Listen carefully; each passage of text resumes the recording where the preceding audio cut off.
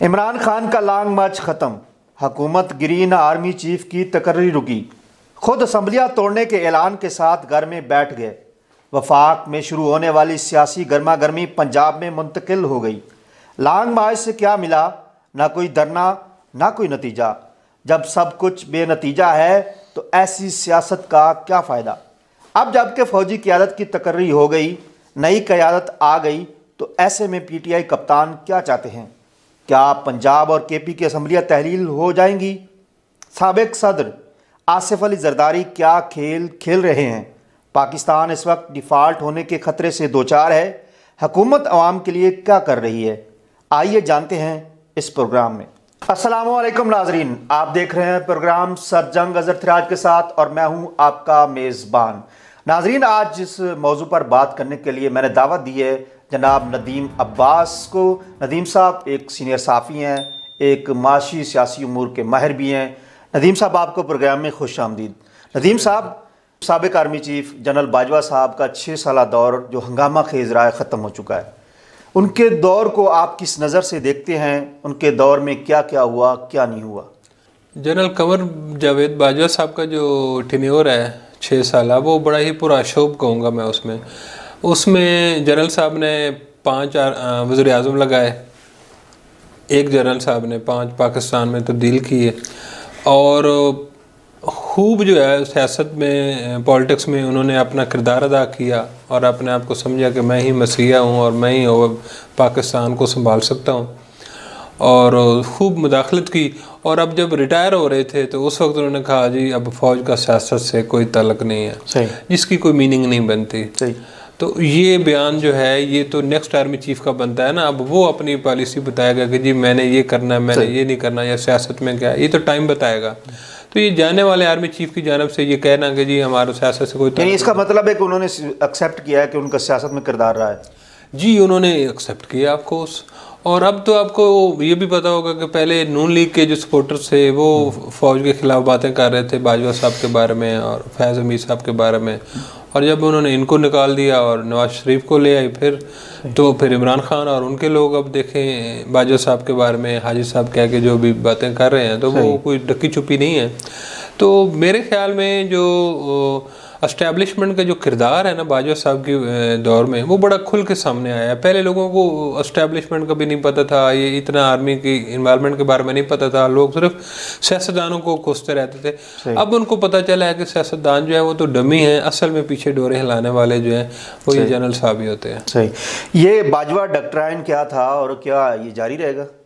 मेरे ख्याल में बाजवा असल में एस्टैब्लिशमेंट अपने हिसाब से देखती है ना कि हमने मामलात को कैसे चलाना है। अब आपने देखोगे इमरान खान के दौर में कहीं पे भी, वो चाइना में भी बाजवा साहब पहले जाते थे, कोई लोन लेना है तो मिडिल ईस्ट में भी बाजवा साहब पहले जाते थे, वो जाके एक लाइन हमवार करके आते थे एक लाइन, और फिर उसके बाद इमरान खान जाते थे। अमेरिका में भी है, अमेरिका में इसी तरह।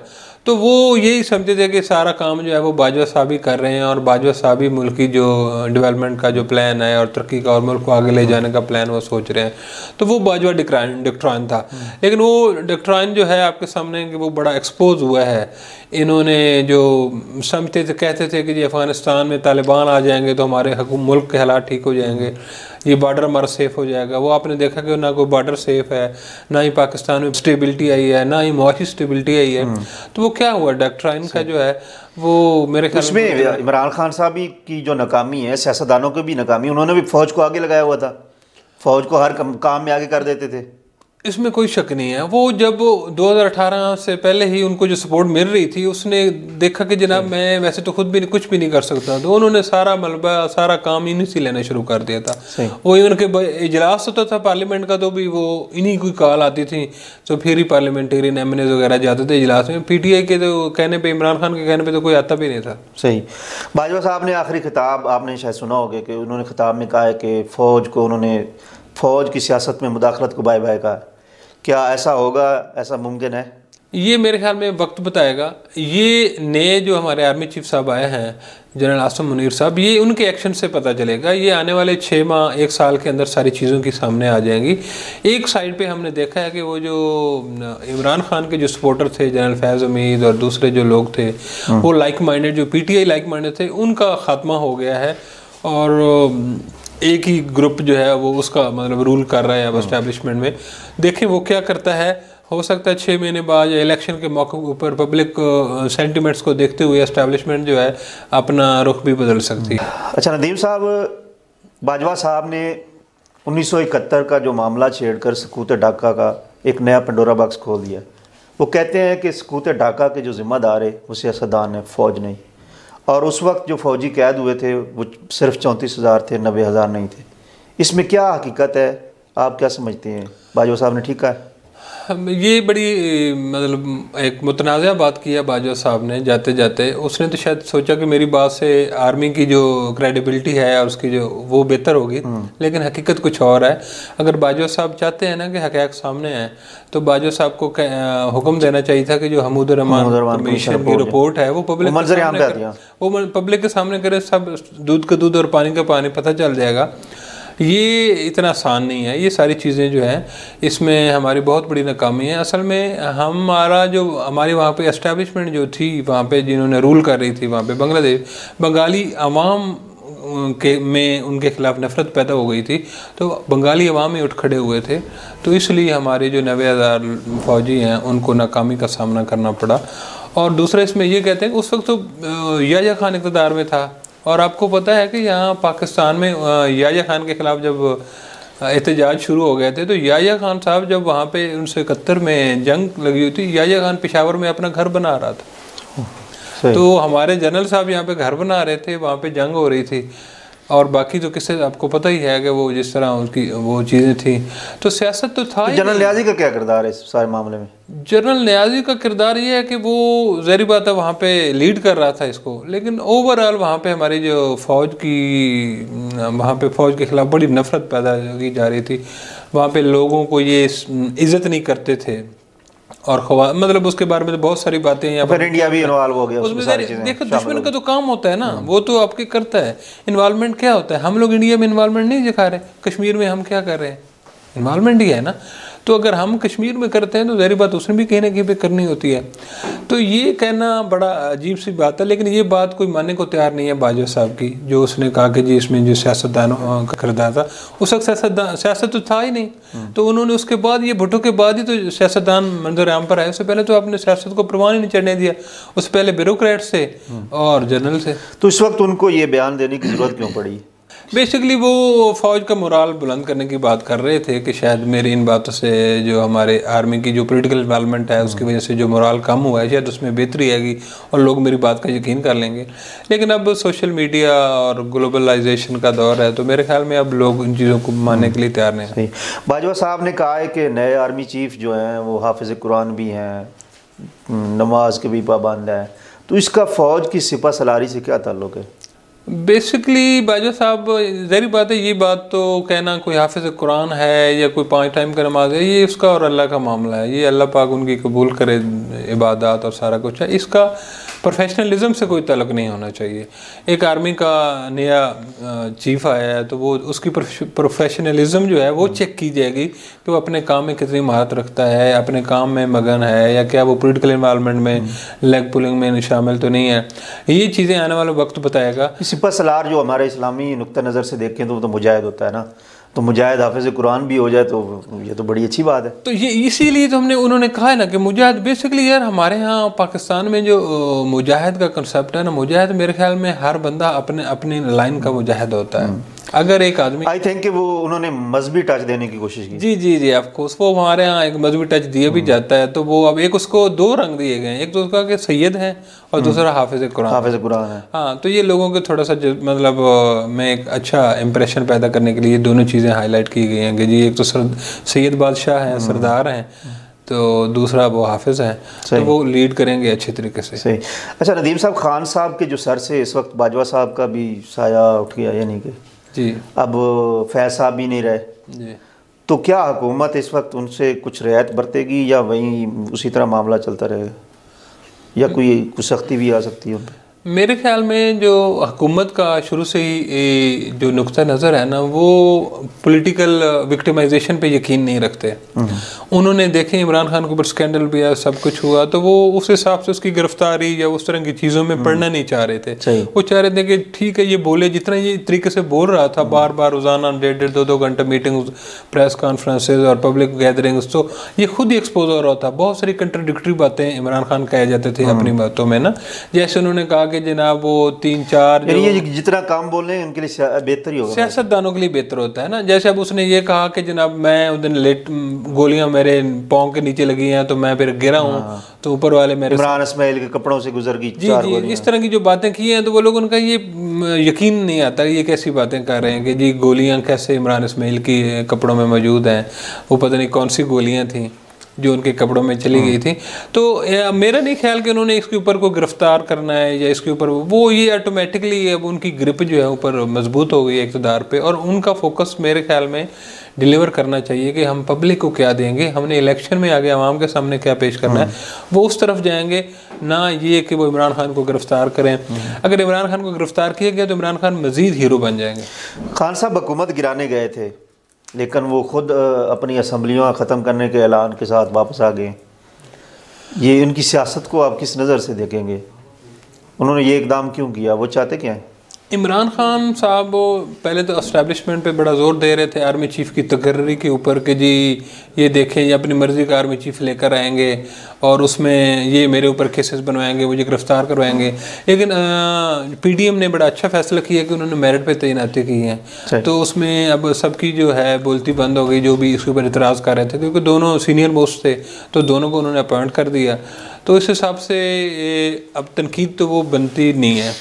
दूसरा, वो जो एक सॉफ्ट कार्नर रखने वाले ग्रुप थे जो जनरल्स, फैज़ अमीर साहब और कुछ उनके अंदर जो लोग थे, तो वो सारे साइड पे हो गए हैं। मेरा ख्याल है कि अब इमरान खान को सारी हकीकत का पता चल गया, और इमरान खान ने अब इस चीज़ का 2-3 दफ़ा जिक्र भी किया है कि इलेक्शन चाहे जब भी करें, आवाम की हिमायत मेरे साथ है, मुझे कोई फ़र्क नहीं पड़ता। 2 महीने 4 महीने तो फिर असम्बलियाँ तोड़ने का क्या जवाब है? असम्बलियाँ तोड़ने का जवाब ये है कि वो प्रेशर बिल्ड करना चाह रहे हैं और अवाम में अपनी प्रेजेंस और सारी चीज़ें करना चाह रहे हैं। अगर वो इतने तो आपके ख्याल में असम्बलियाँ तोड़ देंगे? ये तोड़ना तो उसी तरह है जिस तरह उन्होंने कहा था कि हम कौमी असम्बली से इस्तीफे दे रहे हैं, तो इस्तीफे क्या दिए, कुछ लोगों ने दे दिए, कुछ के अदालत में चले गए। तो इसी तरीके से यहाँ पे भी ना खिचड़ी पकी रहेगी। मेरा नहीं ख्याल कि क्लियर चीज़ें मामला होगा, सामने नहीं आएंगी मामला। ये खबर है कि परवेज़ इलाही साहब खुफिया मुलाकातें भी कर रहे हैं और अपनी हुकूमत बचाने की कोशिश भी कर रहे हैं, लेकिन आगे से कोई नहीं मान रहा। ऑफ कोर्स आप देखें ना, कल उन्होंने जो मुसरत चीमा को अपने तर्जुमान को उन्होंने शोकाज नोटिस जारी किया है, तो मतलब उसका यही है कि वो अंदर खाते जो हैं परवेज़ इलाही साहब नहीं चाहते। वो चाहते हैं कि अगले जो 6 माह है या 8 महीने हैं, मैं इसको मैं डिलीवर कर सकूं और अपना जो इमेज है वो बेहतर कर सकूं। अब आपने देखा ही है कि वो कुछ ना कुछ काम कर रहे हैं, वो हर एक को मुतमईन करने की। क्या पीडीएम उनको मान लेगी वज़ीर आला अगर इमरान खान साहब नहीं मानते तो? उनको पीडीएम तो कुछ भी कर सकती है, पीडीएम अपने इक़्तिदार के लिए, क्योंकि पीडीएम के लिए बहुत ज़रूरी है कि वो अगला जो टाइम है वो पूरा करे। सही है। अगर वो टाइम पूरा करेगी तो फिर ही कोई आवाम को कुछ ना कुछ बताने की कायल होगी, क्योंकि अभी जो थोड़ा सा सूरत हाल लग रही है कि पेट्रोल की कीमतें नीचे आनी चाहिए, क्योंकि आलमी मार्केट में पेट्रोल की कीमतें कम हो रही हैं, तो ये इस तरीके से ये बिजली की प्राइसेस भी कम करने जा रहे हैं, तो इनको थोड़ा बहुत रिलीफ देना पड़ेगा, अदरवाइज़ ये बहुत मुश्किल हो जाएगा। ठीक। और आपको पता है कि चौधरी शुजा साहब जो हैं वो खुद पहले पीडीएम का हिस्सा है, तो परवेज़ इलाही को मनाना मेरे ख्याल में उनके लिए मुश्किल नहीं है। लेकिन अभी जो लेटेस्ट इतलात ये है कि इनके जो बेटे हैं मुनिस इलाही साहब वो वापस आ गए वतन। ठीक है। तो इनकी मेरे ख्याल में कल मीटिंग है, उसके बाद सारी पिक्चर जो है वो सामने आ जाएगी कि क्या बनता है। नदीम साहब, इस वक्त जरदारी साहब पंजाब में मौजूद हैं, पंजाब की सियासत में इन्वॉल्व हो चुके हैं, वो क्या खेल खेल रहे हैं?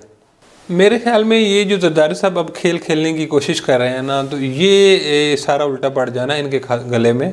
तो अब एक जो आखिरी साल होता है ये इलेक्शन का साल होता है, इसमें इनको डिलीवर करने का होगा। ये लेग पुलिंग और इस तरह की जो ये चीज़ें करना चाह रहे हैं, मेरे ख्याल में ये इनको फ़ायदा नहीं देंगी।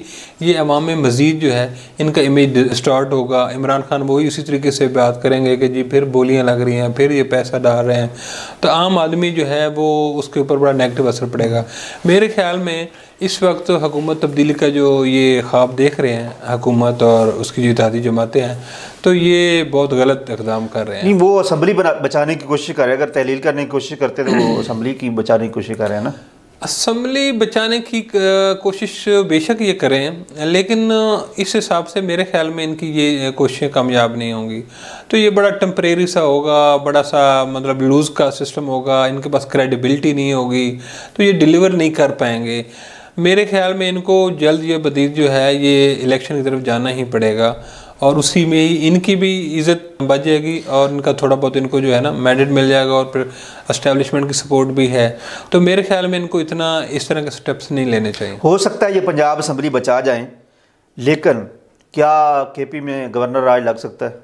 जी, केपी का ही सबसे बड़ा मसला है पंजाब में। तो आपको पता है कि वो रातों रात लोग तब्दील हो जाते हैं ज़मीर, और फिर लोगों ने कहानियाँ सुना के आ जाना कि जी हम तो इमरान खान ये था और फिलहाल ये था। तो पंजाब में हुकूमत बच सकती है, लेकिन केपी में वाकई बहुत बड़ा चैलेंज है। लेकिन वहाँ पे भी यही होगा, अगर ये गवर्नर राज लगाते हैं तो गवर्नर राज लगाने के बाद ये 6 माह क्या करेंगे वहाँ पे? इनके पास कौन सा है गिदड़ सिंगी है कि ये 6 माह में कोई डिलीवर कर देंगे, और आवाम जो है, मेरे ख्याल में इनके पास डिलीवर करने के लिए कुछ नहीं है। हम इसहाक डार के बारे में बड़ा सुन रहे थे कि इसहाक डार आएंगे तो मईशत बेहतर हो जाएगी, डॉलर जो है बेवकत हो जाएगा, रुपया जो है वो 200 से भी नीचे आ जाएगा। लेकिन आपने देखा कि 225 से ऊपर है, उसके अराउंड ये सारा ट्रेड कर रहा है। हमारा जो स्टेट बैंक है उसने अपना इंटरेस्ट रेट बढ़ा दिया, मजीद 16% पे चला गया 15 से। तो मईशत बेहतर नहीं होनी, और ये चीज़ें सारी आर्जी हैं। मेरे ख्याल में जो पॉलिटिकल और इकोनॉमिक स्टेबिलिटी है ये जनरल इलेक्शन के साथ ही आएगी। ये सारी जो ये स्टेप्स उठा रहे हैं इससे कोई बेहतरी के आसारात नज़र नहीं आ रहे। नहीं, अगर असम्बलियाँ तहलील हो जाती हैं तो फिर क्या होगा? इलेक्शन फौरी हो जाएंगे। इलेक्शन कमीशन तो कह रहा है कि ज़मीनी इलेक्शन करवाएंगे हम। इलेक्शन कमीशन जब देखेगा, पंजाब एक बहुत बड़ा सूबा है और फिर वहाँ केपी भी इसके साथ है, तो मेरे ख्याल में इनको फिर इलेक्शन की तरफ जाना ही पड़ेगा, क्योंकि ये जो फंड्स वगैरह दे रहे हैं तो बेसिकली इनको ये तो है कि जी हमने इलेक्शन में तो जाना है। 4 माह 6 माह ऊपर नीचे हो जाएंगे तो इससे फ़र्क नहीं पड़ने वाला। और वैसे एक चीज़ जो है हमारे यहाँ जो कहा जाता है जी पीडीएम डिलीवर नहीं कर रही, बेसिकली हम डिलीवर की तरफ जा ही नहीं रहे। हमने अपने अखराजात कम करने हैं मईशत की बेहतरी के लिए, और अपनी आमदनी बढ़ानी है। हम ना अखराजात कम कर रहे हैं, ना ही आमदनी बढ़ाने की तरफ जा रहे हैं। हम उधर के उधर ही खड़े हैं। मेरे ख्याल में इस सिस्टम में जो भी हो अभी हम डिलीवर नहीं कर सकते। ठीक हो गया। तो खान साहब ने आखिरी पत्ता खेल दिया है, क्या वो असम्बलियाँ टूट जाएंगी कि आपके ख्याल में कि अभी ये बचाव का तरीका है कोई? पंजाब असम्बली मेरे ख्याल में तोड़ना मुश्किल स्टेप है। परवेज़ इलाही साहब का जो है वो मेरा नहीं ख्याल कि इतना जल्दी और आसानी से तोड़ देंगे। जैसे उन्होंने, आपको पता है कि इमरान खान FIR दर्ज करवाने के चक्कर में थे तो परवेज़ इलाही नहीं माने, और FIR उनकी मर्ज़ी की दर्ज नहीं हुई, जो भी दर्ज हुई अदालत के कहने पे, तो वो आपके सामने ही है। मेरा ख्याल है कि ये पंजाब हुकूमत नहीं इतनी जल्दी गिरेगी। अच्छा नदीम साहब, एक जो इस वक्त मामला चल रहा है, माशी मामला है, पाकिस्तान के डिफ़ॉल्ट होने का ख़तरा है। आपके नज़दीक ये कितना ख़तरा है, या सिर्फ अपोजिशन ही इसे कह रही है कि ख़तरा है? ख़तरा तो खैर बार के पाकिस्तान की इकानमी को बहुत ज़्यादा हैं। ठीक है, अभी आप देखें कि आज ही मेरी एक किसान से बात हो रही थी, वो कह रहे कि हमारी गन्ने की फसल पक के तैयार हो चुकी है, हमारी शुगर मिलें उठा नहीं रही गन्ना, शुगर मिलें स्टार्ट ही नहीं की। अब जहाँ गन्ना कटाई होनी है वहाँ पे आगे गन्नम की मतलब काश्त होनी है। तो अब जितना अरसा ये आपका गन्ने की कटाई लेट होगी तो गन्नम की आगे काश्त का सिलसिला जो है वो डिस्टर्ब होगा। तो आपके सामने है एक लिमिटेड टाइम होता है जिसमें गन्नम की जो सीज़न होता है, तो आप वो नहीं करेंगे तो ये मुल्क की मईशत बेहतर नहीं होनी। अभी आपके शुगर माफिया जो है वो प्रेशर डाल रहे हैं कि हमारे पास वाफर चीनी पड़ी है और आप हमें बाहर भेजने की इजाज़त दें, जबकि हुकूमत डरी हुई थी कि लास्ट टाइम भी ये हमसे अप्रूवल ले लेते हैं, लेकिन ये बाद में शॉर्टेज पैदा कर देती हैं और प्राइसेस फिर चली जाएंगे ऊपर, और फिर हम आगे इलेक्शन आ रहा है। लेकिन अल्टीमेटली जिस हिसाब से ये हुकूमत के ऊपर प्रेशर डाल रहे हैं कि क्रशिंग सीज़न शुरू नहीं कर रहे, तो हुकूमत को इजाज़त देना पड़ेगी। और अंदर की खबर ये है कि इन्होंने ग्रीन सिग्नल दे दी है कि आप हमें कोई श्योरिटी दें कि आप उस तरह का नहीं करेंगे जैसे बुज़दार की हुकूमत में हुआ था। तो ये मामला इस तरह हैं हमारे कुछ मतलब अभी हमने IMF से किस्त लेनी है, उसके लिए हमें IMF को अपना प्लान पेश करना है कि हमने अब तक क्या किया है जो पहली किस्त ली है। तो मेरे ख्याल में हमारे पास IMF को भी मुतमईन करने के लिए कोई ख़ास चीज़ नहीं है। हाँ, एक जो ह्यूमैनिटेरियन ग्राउंड है कि फ्लड्स आए हैं पाकिस्तान में, मईशत तबाह हुई है, हमारे इतने लोग डिस्प्लेस हुए हैं, इस बेसिस पे ह्यूमैनिटेरियन बेसिस पे कोई IMF आपको इमदाद दे, जिस तरह डॉलर नीचे आना चाहिए था वो भी नहीं आया। अब तो बढ़ रहा है डॉलर, रोज बरोज बढ़ रहा है, कुछ पैसों की सूरत में, पहले रुपए की सूरत में बढ़ रहा था, पैसों की सूरत में बढ़ रहा है, और इसको नीचे आना चाहिए था, वो भी नहीं आ रहा। नहीं आ रहा, वो आना भी नहीं है। क्रेडिबिलिटी इसकी मुतासर हुई है, ये हकीकत है। जिस तरीके से इमरान खान ने एक नैरेटिव भी बिल्ड किया है, तो इनकी क्रेडिबिलिटी नहीं है। तो पेट्रोल क्यों सस्ता नहीं कर रहे? आर्मी मार्केट में पेट्रोल सस्ता हो गया, ये क्यों नहीं कर रहे? तो इनकी इनकम कहाँ से लाए हैं? ये तो इनको ये बेसिकली इनकम बचा रहे हैं ना, वहाँ से बहुत सारी बचत हो रही है पाकिस्तान की हुकूमत को, तो ये नहीं चाहेंगे कि हम इनको रिलीफ दें। हाँ, ये इलेक्शन के करीब जो है इसमें कोई खातिर खा कमी लाएंगे, इसी तरीके से इलेक्शन के करीब ये बिजली की कीमतें भी कम कर देंगे। तो फिर इनको आवाम की फिक्र तो नहीं ना, इनको सिर्फ वोट का चक्कर होता है सिर्फ। ऐसे ही है इनके पास। मैं आपको बताऊं कि इनके पास कोई एजेंडा नहीं है। अभी कल परसों जो कह रहे थे जी हम बिला सूद बैंकारी का सिस्टम और वो लाएंगे और मईशत में सूद का, तो अब ये मुझे कोई बताया कि कोई बैंक जो इस्लामिक बैंकिंग कह रहे हैं, इस्लामिक बैंकिंग नाम की चीज़ ही कोई नहीं है। सही, ये बैंक सारे जो हैं ये सूद पे चलते हैं, सूद पे सिस्टम चलेगा कैसे? बैंक नाम ऐसे इस्लामी कह देते हैं, बाकी अंदर कुछ भी नहीं है। ये सारे ना हमारे यहाँ स्टंट हैं। वो नाम नया दे देंगे, मुनाफा दे देंगे, या उनके जो एक्सपेंसेस हैं वो उसका नाम दे देंगे, उसका नाम दे देंगे। होना कुछ भी होना नहीं तो है, होना नहीं है। तो मईशत इस हिसाब से संभलनी नहीं है। मैंने पहले भी आपसे शायद कहा था कि हमें मिलके एक रोड मैप देना होगा, एक माशी प्लान देना होगा, जिस पे सारी पार्टियां, सारे लोग, हमारे ब्यूरोक्रेसी, हमारे जर्नल्स, हमारे सारे लोग मुतफिक हों।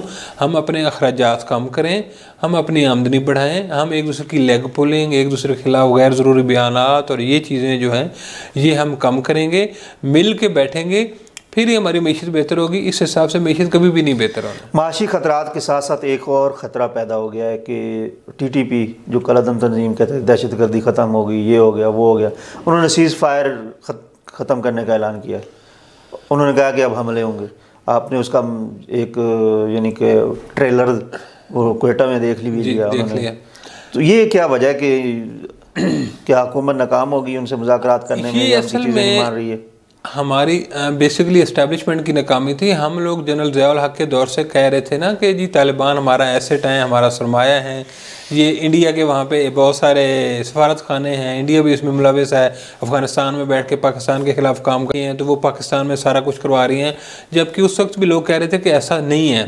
और अब आपने देखा कि अमेरिका भी चला गया, इंडिया भी चला गया, तो फिर भी अफ़गानिस्तान से थ्रेट हमारे लिए कम नहीं हो रहे।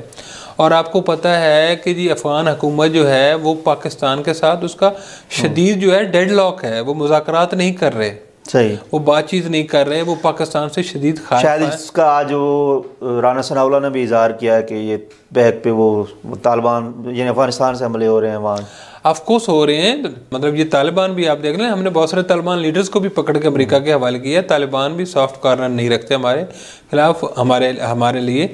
और दूसरी जो फोर्सेस थी वहाँ पे जो शुमाली दाद, वो तो खैर अब ख़त्म हो गए, लेकिन वहाँ पे फिर भी एक एलिमेंट है जो वहाँ पे कि पाकिस्तान का किरदार जो है वो हमेशा ही बड़ा दोगला रहा है। पाकिस्तान अब दुनिया को, पाकिस्तान में जो आम आदमी कह रहा था कि जी नहीं वो अमेरिका की वजह से हो रहे हैं, तो अब उनको कहें कि जनाब अब क्यों हो रहे हैं, तो अब उनके पास कोई जवाब नहीं है। तो ये हमें इस किस्म की जंग में नहीं पड़ना चाहिए था। हमने अफ़गानिस्तान वार में पिछले 40 साल में अपने मुल्क की मईशत को तबाह किया है, हमें कुछ नहीं मिला। नई फौजी क़यादत आने से कोई उम्मीद की किरण नज़र आती है आपको? नई फौजी क़यादत तो अभी 2-3 माह तो अपने इंटरनल मामलात तो देखेगी, जो नई जिम्मेदारियाँ उसके ऊपर आई हैं, जो नई ब्रीफिंग्स आई हैं, जो नए मामलात उनके हाथ में आए हैं, वो उनकी ब्रीफिंग लेंगे। 2-3 माह 4 माह तो अभी उनको इंटरनल मामलात में लगेंगे। उसके बाद वो अपनी पॉलिसी देंगे, वो सोचेंगे करेंगे कि हमने क्या करना है क्या नहीं करना, तो उसके बाद सारे मामला सामने आएंगे। अभी ये कहना कि नई इस्टेब्लिशमेंट जो है आर्मी क्या करती है, ये भी कबल वक्त है। सही है। नदीम साहब, आपका शुक्रिया, आप हमारे प्रोग्राम में तशरीफ़ लाए। आपने बहुत अच्छे अंदाज में समझाने की कोशिश की हमारे व्यूवर्स को। नाज़रीन, ये था हमारा आज का प्रोग्राम। मिलते हैं अगले प्रोग्राम में। इजाज़त दीजिए, खुश रहिए, आबाद रहिए, शाद रहिए। अल्लाह हाफ़िज़।